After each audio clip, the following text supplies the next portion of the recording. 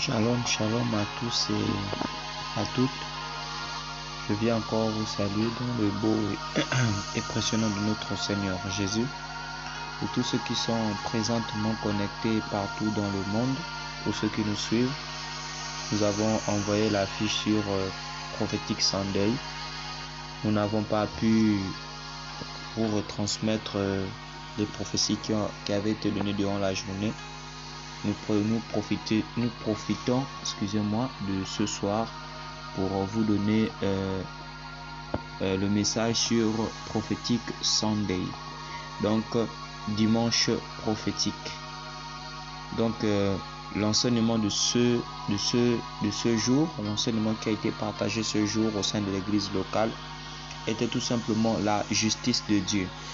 Et dans ce message, on faisait comprendre que la justice de Dieu s'applique dans tous les domaines de la vie de l'homme et la justice de Dieu s'applique sur tous les hommes et sur tout l'homme. Et on faisait aussi comprendre que la justice de Dieu s'applique aussi dans la vie du chrétien et comme dans la vie de celle du païen. Le chrétien a une justice qui s'applique sur lui par rapport aux lois que Dieu a positionnées, mais la justice de Dieu s'applique aussi à ceux qui n'ont pas Christ par rapport à leur manière de se conduire. Par rapport à ceux qui servent le Seigneur, la justice de Dieu sert à certaines récompenses, sert à certains niveaux. La justice de Dieu voudrait que chacun puisse avoir selon ses œuvres, selon la qualité de prière qu'il aura émis, la qualité de marche qu'il aura émis avec le Seigneur, la qualité de sainteté, de relation. La justice de Dieu voudrait que chacun puisse avoir en fonction de ce qu'il aura payé comme prix avec le Seigneur, mais aussi avec ceux qui sont sans Christ, recevons aussi leur part. Et nous avons exploité le livre de Apocalypse 22:12 et nous avons aussi lu le livre de Romains 2:6 qui dit pratiquement la même chose, que Dieu rendra à chacun selon ses œuvres. Quand on parle des œuvres, on parle des actions, on parle des comportements, on parle des caractères, on parle des choses que certaines personnes auront posées comme action, que ça soit en bien ou que ça soit en mal. Dieu viendra en vérité rendre à chacun, quel que soit le nombre de fois que la personne a fait le bien, quel que soit le nombre de fois que la personne a fait le mal. Dieu viendra rendre à cette personne-là en fonction de ce qu'il aura fait. Non pas seulement en fonction de ce qu'il aura fait, mais quelles seront en vérité les motivations qui avaient poussé la personne à faire telle ou telle chose. Et donc aujourd'hui, ce soir, nous allons tout simplement parler.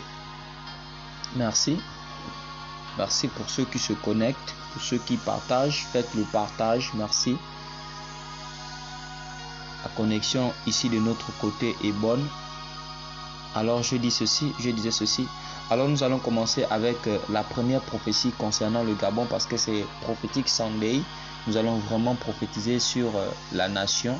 Prophétiser sur la nation dans le terme où nous allons réellement libérer le message que nous avons reçu de la part du Seigneur sur la nation prophétique et comment est-ce que on peut encourager l'Église à prier par rapport à ces messages qui sont donnés, parce que la Bible dit que tout ce qui est révélé est condamné. Quand Dieu donne un message, en vérité Dieu donne un message, c'est pour en vérité trouver des solutions. Lorsqu'il y a un problème qui est donné, c'est parce qu'en vérité on veut trouver la solution par rapport au problème. Alors la prophétie débute dans une vision qui a commencé où je voyais il y avait plusieurs chefs d'États des pays occidentaux tels que l'Amérique, l'Asie, l'Europe et puis plusieurs autres États. Ils étaient tout autour d'un tableau.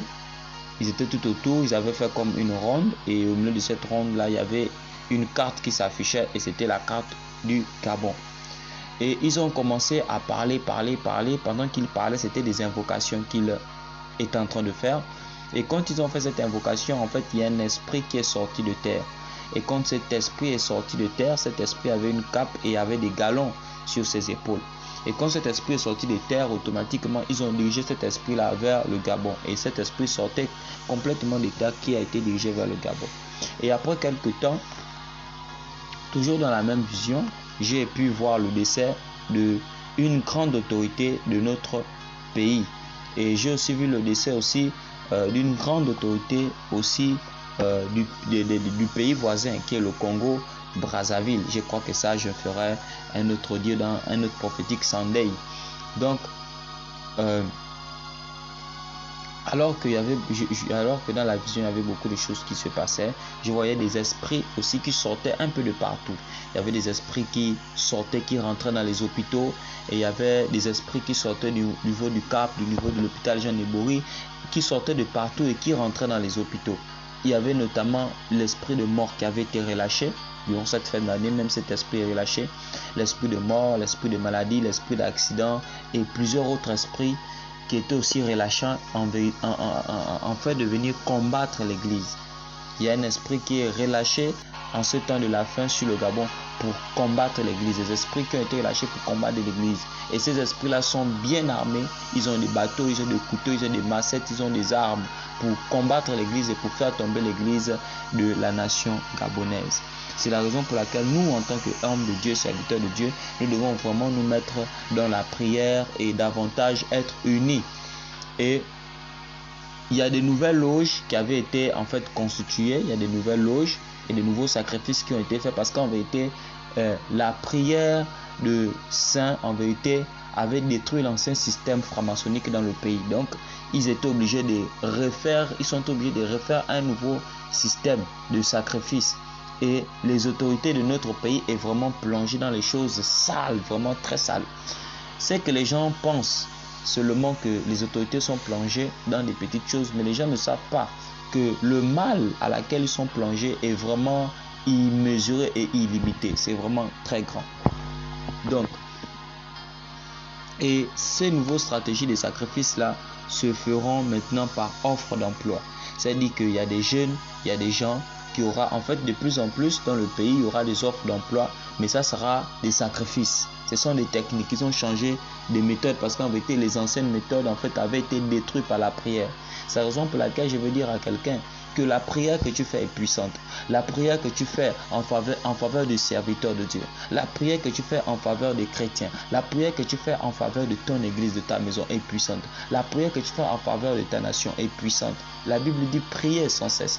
Prier sans cesse et prier jusqu'à voir l'exaucement. Prier sans s'arrêter, prier continuellement, prier tous les jours, prier matin, midi et soir, prier à toute heure favorable, à toute occasion favorable, prier jusqu'à voir l'exaucement. Prier c'est aussi persévérer.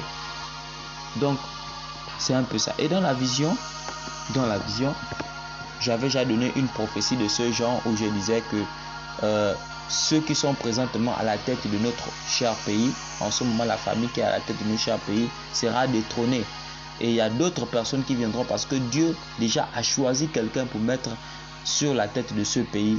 Et tous ceux qui sont en train de faire là, Dieu a déjà fait un autre programme et les gens seront vraiment surpris. Même ceux qui seront au niveau du gouvernement seront surpris parce que tous les manigances qui seront faits seront en fait à l'eau, seront dans une grande échec. Et dans la vision, je voyais il y avait comme de nouveaux prélèvements de sang parce qu'on disait aux gens que les anciens prélèvements de sang ne passaient plus. Il fallait de nouveaux prélèvements de sang. Il y avait des prélèvements de sang.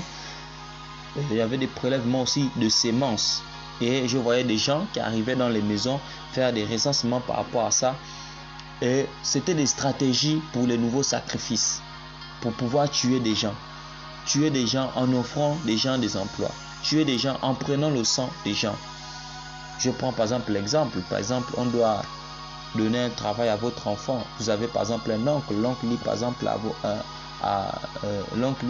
votre mère que bon, voilà, tu as un enfant, non? Oui, l'enfant, est-ce qu'il travaille? Non, moi j'ai trouvé un travail pour lui. Automatiquement, tu envoies le dossier de l'enfant, tu envoies tout automatiquement. Allez, au travers de ça, on a déjà marqué ton enfant pour le candidat au sacrifice. C'est la raison pour laquelle je viens interpeller encore toute la nation gabonaise à véritablement chercher Dieu et à véritablement prier. Et j'interpelle aussi les hommes de Dieu et les églises que nous sommes à vraiment prier pour notre nation, prier pour la population, prier pour nos familles, prier pour nos maisons, prier pour nos quartiers, afin que le Seigneur nous préserve de ce qui est en train d'arriver.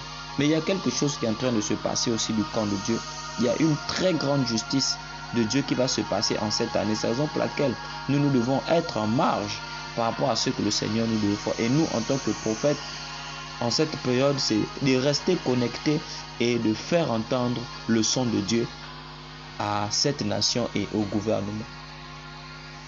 Donc c'est le message que je voulais venir partager avec vous. La Bible dit que Dieu ne fait rien sans pourtant annoncer à ses serviteurs, les prophètes, tout ce qui peut arriver dans une nation, que ce soit la guerre, que ce soit la mort, la famine.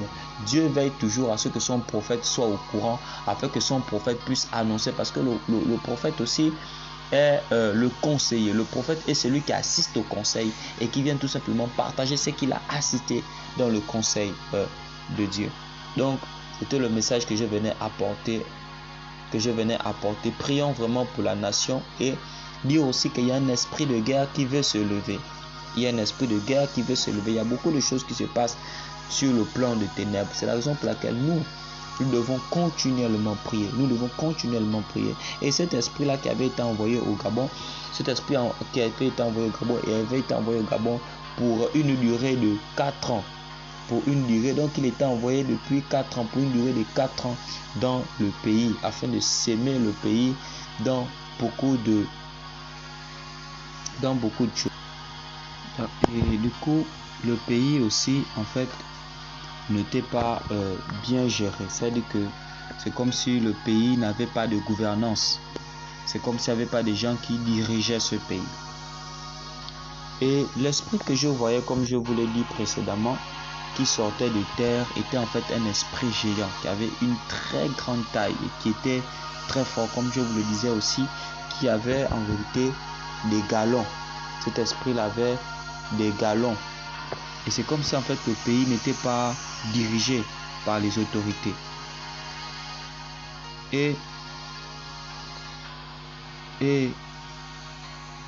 une autre vision encore.